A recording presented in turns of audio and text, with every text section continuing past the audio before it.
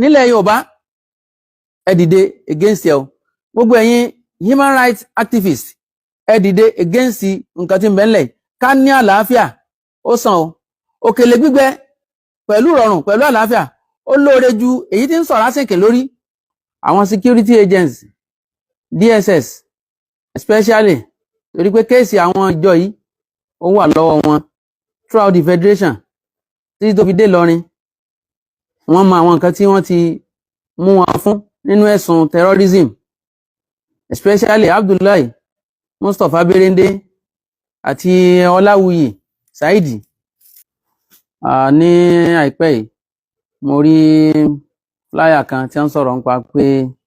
wọ́n fẹ́ fi ẹnìkan jẹ mufti ilẹ̀ Yorùbá tó jẹ́ pé ṣíà kan ní lẹ́kọ̀ọ́. Mo wá ń wò pé ẹ dákun, à ń pe ọ̀rọ̀ yìí ní ó mọ̀ ń lárónù. Ṣé bí àwọn bàbá wa nílẹ̀ Yorùbá àtàwọn agbófinró àti ìjọba wa bí wọ́n ṣe máa wò ní? Nítorí wípé díẹ̀díẹ̀ nímú ẹlẹ́dẹ̀ ń wọgbà, tó bá sì ti délẹ̀ tán kò ní mọ níbà ti ṣe rò ó, yóò kan jẹ́jẹ́ mi mo jókòó.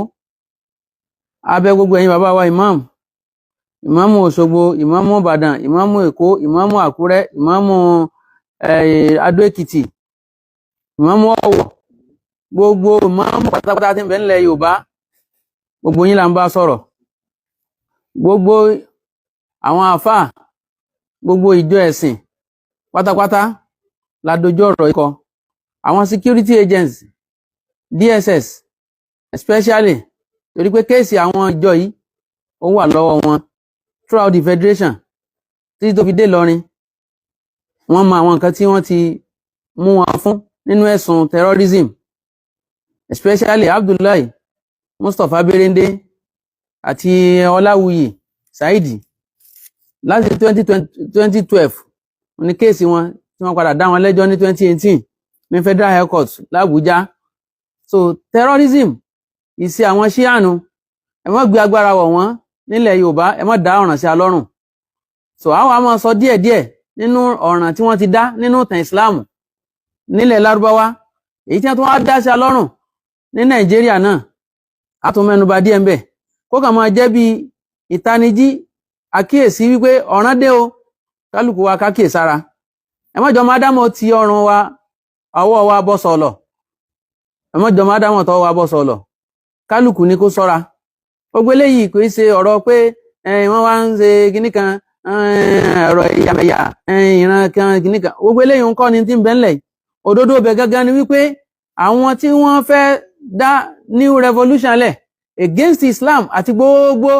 dáadáa tí ń bẹ nínú ẹ̀sìn wa, òun làwọn tí a ń jẹ́ ṣíà yìí tá à ń sọ nípa wọn yìí. Lákọ̀ọ́kọ́ ẹ̀kọ́ lọ mọ̀ wípé àwọn yìí àwọn ní wọ́n pa Umar radiyallahu anhu, àwọn yìí ní wọ́n ṣekú pa Uthman radiyallahu anhu, àwọn yìí náà ni wọ́n tàn Ali lọ sí Iraq ní Kúfà, àwọn náà ní wọ́n ṣekú pa. Nítorí pé àwọn ní wọ́n fọ́ sí méjì, táwọn kan jẹ́ Khawariji lára wọn, táwọn kan tanra wọn tí láwọn ni Shi'atu Ali, bí wọ́n ṣe ń parọ́ náà nu. Níjọ́ táwọn Khawariji fẹ́ àtàkì Ali, wọ́n filẹ̀ ni o, ara wọn náà ni wọ́n jọ pín sí méjì ni o. Àwọn ní wọ́n pa Ali, nígbà tí wọ́n pa Hassan wọ́n fún ní wọ́jẹ́ ni. Hussein lọ bá Hassan gangan báyìí wípé àwọn gbọ́ nǹkan méjì tó ní agbára, ọ̀rẹ́ rẹ̀ kan tó jẹ́ Farisi wípé sóun ló fún ní wọ́jẹ́, àbí ìyàwó rẹ̀ gan tó jẹ́ Farisiya. Gbogbo ẹ̀sùn méjèèjì ń kò kọjá Farisiya, àwọn Iran ni o. Àwọn náà ṣekú pa Hassan. Nígbà tí wọ́n pa Hussein, àwọn ní àtàn lọ sí Karbala. Nígbà tí wọ́n fẹ́ bàjà tí wọ́n dé, gbogbo wọn kò ní sọ̀rándì, wọ́n fi ilẹ̀ inú ìlú wọn ní o. Àwọn àjòjì ní ń wòran tí wọ́n fi di pé wọ́n pa Hussein, ẹ̀tàn ní wọ́n fi ṣe, wọ́n tàn lọ sójú ikú ni. Àwọn ará Mọ̀dínà jáde sọ fún pé mọ́kú ọmọ Mọ̀dínà ìjáwọ́ ọmọ dáàbò bọ́ níbi, ó kò gbọ́ tí wọ́n ó gbọ́ sáwọn ará Iran lẹ́nu.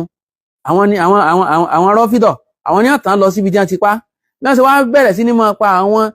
àwọn dignities, àwọn alam nínú Islam nu. Kásáré ka díẹ̀ fún wa, tí ẹ bá lọ wà Al-Bidaya wa Nihaya, juz'i ẹlẹ́ẹ̀kọkànlá, page 149 níbẹ̀, ẹ mọ̀ rí sọ pé hawadithu sana ithnatay ashara ba'da 30 ẹ mọ̀ rí ń bẹ̀ àwọn ìṣẹ̀lẹ̀ tó ṣẹlẹ̀ ní ọdún 312 lẹ́yìn hijira. nínú Muharram níbẹ̀ ó ní ìtàrọ̀dọ̀ al-Qarmati Abu Tahir al-Hussein tó yẹ àwọn Kọ̀rọ́mítọ̀ òun ni ó gbé sùmọ̀mí tó gbé wọ Mọ́kà. Wọ́n pa àwọn èèyàn lásìkò tí wọ́n ń ṣe hajj lọ́wọ́. Wọ́n pa àwọn èèyàn, wọ́n ṣà àwọn èèyàn léṣe, wọ́n gba owó wọn, wọ́n gba dúkìá wọn. Nígbà tó tún di ọdún 317 àwọn ìṣẹ̀lẹ̀ kan tún ṣẹlẹ̀ nínú jùsà kọkànlá náà ní jùsà kọkànlá náà nínú Bidaya Nihaya tẹ́ bá kà síwájú sí ẹ rí nínú ìṣẹ̀lẹ̀ 317 tí ń túmọ̀ sí wípé ó karùn-ún sí ìṣẹ̀lẹ̀ talákọ̀ọ́kọ́ Amiru Iraq tó ń jẹ́ kọ́rímọ̀ tí ara wọn Kọ̀rọ́mítọ̀ ogun láti Iraq ó wá sọ̀nà di àwọn tí ń lọ sí hajj ẹ mọ́ owó nǹkan o. tí kò tí ń ṣe hajj lọ́wọ́ wọ́n múná wọ́n lọ àtáàkì àwọn èèyàn, wọ́n pa àwọn èèyàn, wọ́n ṣe àwọn èèyàn léṣe, wọ́n gba wọn. Ó tún dọ́nà kásígbà wọ́n tún gbé sùmọ̀mí ẹlẹ́ẹ̀kejì, wọ́n dá àwọn èèyàn lọ́nà. Orúkọ rẹ̀ òun ni Mansuru Dailami. Mansuru Dailami òun ló lìdí àwọn ọmọ ogun ní yawmu tarwiya gangan ọjọ́ tí ṣe hajj bẹ̀rẹ̀ ní Mùná náà lọ àtáàkì àwọn èèyàn. Wọ́n pa àwọn èèyàn rẹpẹtẹ, thousands of Muslims tó ń ṣe hajj lọ́wọ́ ni wọ́n pa lọ́dún tó. Wọ́n gbé ajá lásù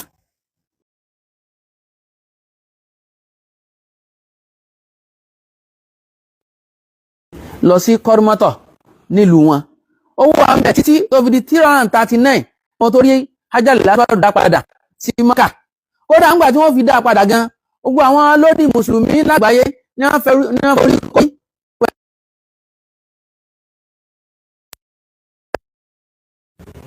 Misra nígbà náà ládùpadà sígbà ẹbí wọn lérè kí ni rísìn tó fi jẹ́ pé ní àwọn mọ̀kọ̀dásátù islamiyya wọ́n attack àwọn ìbádà wọn ni wọ́n ń kọlù tó bá jẹ́ pé wọ́n kíyèsí o. Nígbà tó di ọdún 408 hijira alhakim bi amrillahi olólọ́n lòun gbogbo ẹni tí ó wá gbà pọ́lọ́ ni nínú àwọn mùsùlùmí wọ́n bẹ̀rẹ̀ sí ní máa pa wọ́n. Òun ló pàṣẹ wípé kí wọ́n lọ wú sàárè ànábì ní Madina tó rán òun náà ní pé ní Abul Futuh tó rán yìí ìgbà tó bẹ̀rẹ̀ sí ní máa gbẹ́lẹ̀ pẹ̀lú àwọn ọmọ ogun tó kó wá àwọn ará Madina ní dìde ogun tí wọ́n àtáàkì ẹ̀ tó fi jẹ́ wípé ó sá lọ. Wọ́n sì ṣe ọ̀pọ̀lọpọ̀ àwọn èèyàn léṣe kó tó ríbi sá. Nínú ọdún kan náà wọ́n tún gbé àwọn ikọ̀ míì dìde wípé káwọn máa lọ síbi sàárè gangan direct láti wú sàárè ànábì kí wọ́n máa gbẹ́ náfàkù ní tunnel látọ̀nà tó jìn ká máa wú lọ bẹ̀. Àwọn ọmọ ará Mọ̀dínà tí wọ́n gẹ́ẹ̀tì wọ́n pa gbogbo wọn síbẹ̀. Ẹ máa wo àwọn tí wọ́n ń pera wọn ní mùsùlùmí o ṣe ti rí ṣe wọn. Gbogbo àwọn nǹkan wọ̀nyí ló wà lákọọ́lẹ̀ nínú tírà. Nígbà tó di ọdún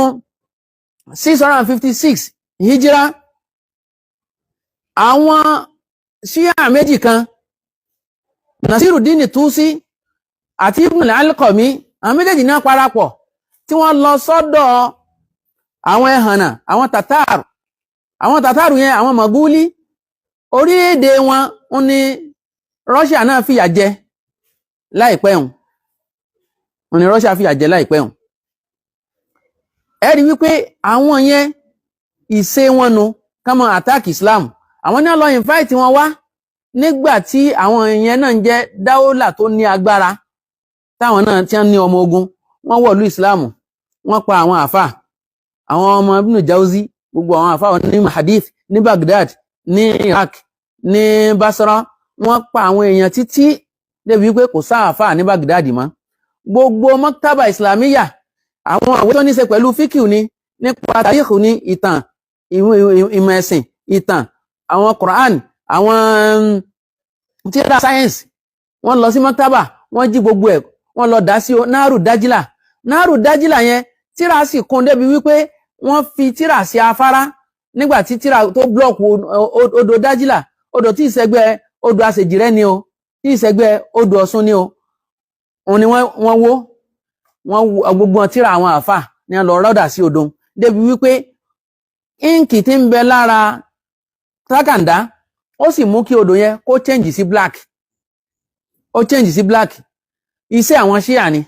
àwọn ní kó àwọn tàtàrù wọlé pẹ̀lú Europe wípé ipá àwọn ò ká àwọn orílẹ̀-èdè Islam tó tún padà dìde nígbà mọ́ àwọn sì fẹ́ dìde ní tipá náà lọ invite àwọn tàtàrù wá wọ́n bà ìlú Islam jẹ́ wọn ló fà á tí bàbá Ibn Taymiyyah Ahmadu Abdulhalim tó jẹ́ bàbá rẹ̀ lára àwọn àfáà Baghdadi ni ló jẹ́ gbé ọmọ rẹ̀ Ahmadu àti Muhammad ló gbé wọn sá ló fi gbé wọn sá lọ sí Dimashq wípé ogun ò tí wọ Dimashq òun ló sì fà á tí Ibn Taymiyyah rahimahullah tó fi bá Amiru Baghdadi sọ̀rọ̀ nígbà tó náà padà dàáfà àsìkò yẹn nẹ́sẹ̀sẹ̀ wá fẹ́ fogun ja Dimashq ló fi sọ fún yín pé tẹ́ bá jẹ́ kógun wọ Dimashq nǹkan sí a o torí àwọn tí òun wà ní kékeré tó ń sì fojú ara rí gbogbo tó ṣẹlẹ̀ ní Iraq ní Baghdad wọ́n ṣe pa àwọn èèyàn wọ́n ṣe sunlé lọ wọ́n ṣe wólé lọ wọ́n ṣe sọná sí oko tí a ń kó dúkìá àwọn mùsùlùmí àwọn ọmọ orí èèyàn tí wọ́n jẹ́ nígbà yẹn wọ́n sọ fún wípé mùsùlùmí mọ̀ ní wọ́n ṣe mùsùlùmí ẹjá tètè bá wọn jà ní o ń ní wọ́n fi bá wọn tàtàrù jà tẹ́ bá rí táwọn Ṣíà ń pariwo Ibn Taymiyyah sáásá ìgbà tí ìjọba wọn kọ́kọ́ wọ́nù tí wọn ò lè gbéra mọ́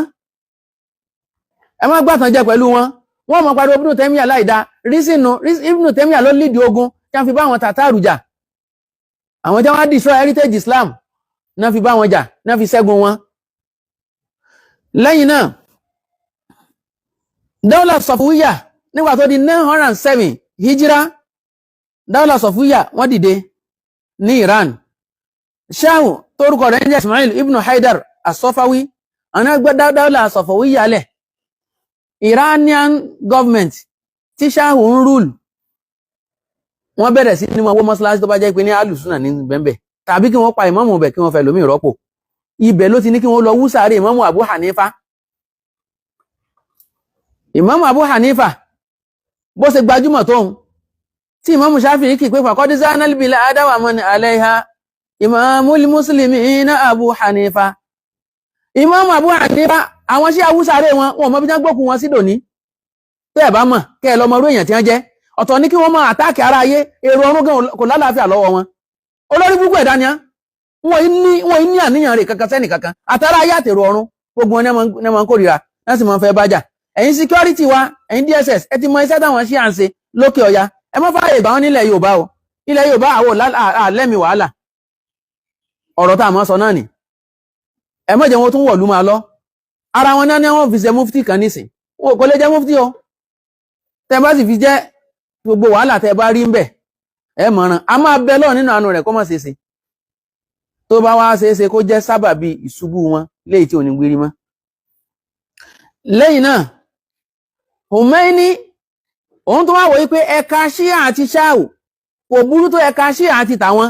làwọn méjì fi ń fa ìjà láàrin ara wọn ìjọba Britain sọpọ́tì Ṣáà ìjọba France sọpọ́tì Khomeini dépò tó gbàjọba kúrò lọ́wọ́ Ṣáà Ismail tó gbàjọba kúrò lọ́wọ́ rẹ̀ pẹ̀lú ìrànlọ́wọ́ France ni wọ́n tó múra kankan tó sọ pé ní Britain sọpọ́tì Iran náà tí wọ́n fi ń ran Ismail ibn Haidar as-Safawi tí wọ́n fi ń ràn lọ́wọ́ France sì ń sọpọ́tì Khomeini France nígbà tí Khomeini tó dépò tán eré tó ń sá nípa kọ́ńtẹ̀tẹ̀ kọ́ńkà orílẹ̀-èdè Islam ń lọ́fà tó jẹ́ pé gbogbo ibi tí wọ́n ní ẹ́mbásì sí ní wọ́n sẹ́ndì ìwé sí àti owó pé kí wọ́n kó fáwọn èèyàn orípa rẹ̀ náà lè tẹ́rí ní Nàìjíríà Abdullahi ibn Mustapha al-Berende nílọrin tá a sọ̀rọ̀ rẹ̀ lẹ́ẹ̀kan ibi táwọn náà ti lùgbàdínú Zakzaki ní Zaria ibi táwọn náà ti lùgbàdínú ní Kaduna State ńgbà tí wọ́n lọ sí Iranian Embassy MSSN wọ́n ní bẹ́tẹ́lẹ̀ through MSSN làwọn Zakzaki náà fi jọ lọ sí Iranian Embassy wọ́n kọ̀wé fún wọn fowó wọ́n dá wọn lọ́kàn lé fowó gbogbo àwọn tí wọ́n jọ lọ́ngbà náà àwọn ò padà lọ mọ́ àwọn nìkan lọ ibi tí wọ́n ti di ara wọn nu ẹ wá wo adúrú pọ́blẹ́mù tí Zakzaki kọ́ọ̀sì sí Kaduna State sí Kano State àtàwọn other states ní sàmọ́lì wa ìyẹn ní north ẹ wá dúró problem tí wọ́n kọ́ọ̀sì fún wọn wọ́n destroy economy wọ́n pa àyàn tí ò lóǹkà wọ́n attack àwọn security personnel láìmọye ìgbà ọmọ rẹ̀ ọkùnrin méjì ń ló bá ìṣẹ̀lẹ̀ ń lọ níbi pé wọ́n lé àwọn sọ́jà lọ sí barracks wọn nígbà táwọn sọ́jà tí wọ́n fi hàn lẹ̀ tán wọ́n tún lé wọn lọ nígbà tán dẹnu ọ̀nà barracks làwọn tó ń wò pé ẹ síná fún wọn tí wọ́n tó gbanú barracks máwọn lọ́wọ́ ni ní Kaduna nígbà tí wọ́n síná fún wọn ibẹ̀ lọ́mọ ọkùnrin Zakzaki méjì ọmọ rẹ̀ ọkùnrin méjèèjì tó ní ibi tí wọ́n ti bá ṣẹlẹ̀ ń lọ́nu gbogbo orú nǹkan ilẹ̀ tó fẹ́ kó máa ṣẹlẹ̀ ńlẹ̀ Yorùbá tẹ́ bá ti kíyèsí àwọn tí wọ́n ń gbé ariwo sí àná ẹ ti mọ̀ pé tọ́ọ̀gì náà ni wọ́n àwọn ẹ̀hànà tí wọ́n mọ̀ ké wọ́n fẹ́ ké Kùránì wọ́n sì ké wọ́n fẹ́ kàdísì wọ́n sì ké kò sí kankan tí wọ́n mọ̀ nínú ẹ̀sìn wa gbogbo ẹ̀yin ìmáàmù wa yìí gbogbo ẹ̀yin bàbá wa nínú ẹ̀sìn ẹ̀yin ìjọba wa ẹ̀yin security tẹ́ bá ń wo nǹkan yìí níran ọ̀ràn ọjọ́ iwájú lẹ́ ń wòran o insurgency ti ń ṣẹlẹ̀ lókè ọ̀yà ẹ mọ́jọ délẹ̀ wá ń bì bí wọ́n ṣe fẹ̀sìn bójú nù torí pé nǹkan àkọ́kọ́ tẹ́yìn ó ṣe fún dìgbòlugi ní ó ṣe fájá tó bá fẹ́ pa oníkọ́ pé ní dìgbòlugi o tẹ́ bá ti ń pe àwọn èèyàn ní kèfèrí tí wọ́n sọ pé àwọn sábẹ́ èèyàn burúkú ni wọ́n mọ̀náfìkì ni wọ́n ibi tí wọ́n lọ náà ní wípé ẹni tó yẹ ká pa ni wọ́n tí ẹ̀ bá rí sábẹ́ pa wọ́n ní gbogbo wa ọ̀daràn ni wá a ti dáràn lọ́wọ́ wọn nù ẹni tí wọ́n ti ń fìdí òdodo múlẹ̀ òun náà ti dáràn lọ́wọ́ wọn nù so Khomeini ó ní àwọn atrocities tí wọ́n commit lásìkò rẹ̀ irú eléyìí tó ń ṣẹlẹ̀ ní 1409 tí ṣe 1989 tí wọ́n kó àwọn mawadu tafjirat àwọn explosive devices tí wọ́n kó wọ Saudi Arabia wọ́n bẹ̀rẹ̀ sí ní wọ́n bọ́m̀bù Mọ́kà wọ́n bọ́m̀bù ní Madina ọmọ Pakistan kú ọmọ orílẹ̀-èdè míì náà kú ó ní àwọn èèyàn tó kú káwọn security tó arrest gbogbo wọn wọ́n tó padà dájọ́ kú fún àwọn tí wọ́n ṣiṣẹ́ hùn bí wọ́n ṣe ṣe ní 1989 wọ́n náà tún ṣe láwọn ọdún míì náà wọ́n sì sàwọn kan ṣáájú mélòó rú ẹ̀ èmi wo news báyìí níbi táwọn security agency tí wọ́n ti ń sọ àwọn nǹkan tí wọ́n gbà lọ́wọ́ wọn nígbà tí wọ́n ń tú báàgì àwọn tó wá láti Iran ẹ̀yin tẹ́lẹ̀ wá sí hajj tí wọ́n tú báàgì wọn pásù kan báyìí tí ò ju bí kéèyàn gbé pásù 1000 owó lọ tó nínú envelope báyìí wọ́n gbé ọkọ̀ méjì lérí ara wọn wọ́n jù síbẹ̀ gbogbo ọkọ̀ yẹn ó bọ́ǹbù délẹ̀ báyìí ni nǹkan tí wọ́n kó wá sí hajj nínú tẹ́ bá ń sọ pé wọ́n ní káwọn Iran ni wọ́n wá sí hajj kí ni wọ́n mọ̀ àṣẹ hajj fún kí làwọn ọ̀ràn táwọn dá ṣáájú kí làwọn problem táwọn ti kọ́ sí ṣáájú sẹ́mọ́ èèyàn tí wọ́n pa nígbà tí Khomeini ọ̀nà tó wá kú wọ́n wá lọ kọ́ Kaaba sórí sàárè rẹ̀ ẹni wọ́n ṣò bí kọ́bùrù Khomeini bó ṣe rí Kaaba irú ṣéèpù Kaaba gangan ní ọkọ̀ sórí rẹ̀ tẹ́lẹ̀ káwọn èèyàn mọ wá tàwáfù rẹ̀ ipò ní Ọlọ́run táwọn ọmọ sìn nísìn wọ́n ń ṣe bẹ́ẹ̀ ẹ lọ sí Tehran ẹ lọ bẹ òpùrọ́ tó sì lọ bẹ̀ tí ń sọ wípé òun ò rí nǹkan kan ọ̀ lè rí ọ̀kí lọ tún fẹ́ rí ṣé bí ẹjọ́ ń ṣe tàdàbírù ni ẹjọ́ ń plot ni against gbogbo mùsùlùmí Ọlọ́run sì rẹ́yìn yín gbogbo ń tẹ̀sí ẹ̀ ní nǹkan kẹtẹ́ mú bọ̀ gbogbo ẹ̀yin bàbá wa nínú ẹ̀sìn gbogbo ẹ̀yin àjọ mùsùlùmí pátápátá gbogbo ẹ̀yin onímímọ̀ nínú ìsìláàmù nílẹ̀ Yorùbá ẹ dìde against ẹ o gbogbo ẹ̀yin human rights activists ẹ dìde against nǹkan tí ń bẹ ńlẹ̀ ká ní àlàáfíà ó sàn o òkèlè gbígbẹ pẹ̀lú rọrùn pẹ̀lú àlàáfíà ó lóore ju èyí tí ń sọ̀rọ̀ àsìkè lórí tó jẹ́ pé lórí àìsàn ni wọ́n ti ń jẹ lọ Ọlọ́run ní dààmú wa o Ọlọ́run fún alálàáfíà ńlẹ̀ Yorùbá o.